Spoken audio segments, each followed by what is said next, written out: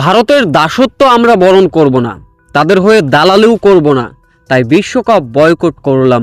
ভারতের বিরুদ্ধে কঠিন অ্যাকশন নেবে বলেন জানিয়েছেন আসিফ নজরুল।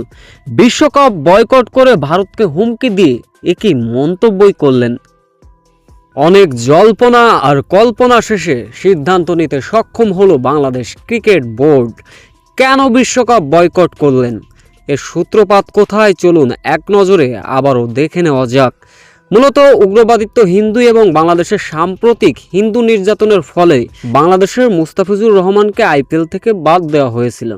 এইখান থেকেই মূল ঘটনা শুরু, যেখানে বাংলাদেশ ক্রিকেট বোর্ড জানিয়েছিলেন, মূলত বাংলাদেশ ক্রিকেট বোর্ড বলেছিলেন মুস্তাফিজুর রহমানকে যদি নিরাপত্তা দিতে অক্ষম হয় ভারতীয় ক্রিকেট বোর্ড, তাহলে আমাদের গোটা টিমকে কিভাবে নিরাপত্তা দিবে। বাংলাদেশ ক্রিকেট বোর্ড আরও জানিয়েছিলেন, আমরা ভারতে ক্রিকেট খেলতে যাব না, আমাদের লঙ্কায় ভেন্যু দেওয়া হোক।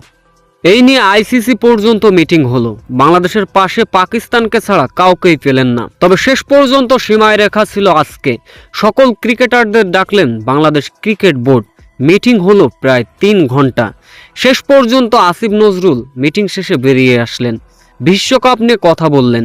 তিনি বললেন, ভারতীয় দালালি করব না, আমরা দরকার হলে বিশ্বকাপ খেলব না। ভারতের দালালি করলে আমাদের ক্রিকেট অন্তত ধ্বংস হবে, দেশটা ধ্বংস হবে। ভারতের দালালি আমরা কোনো মতেই মেনে নিব না, তাই আমরা বিশ্বকাপ খেলতে যাব না। অবশ্যই ভারতের বিরুদ্ধে কঠোর ধরনের ব্যবস্থা নেবে জানিয়েছেন বাংলাদেশ ক্রীড়া উপদেষ্টা আসিফ মাহমুদ।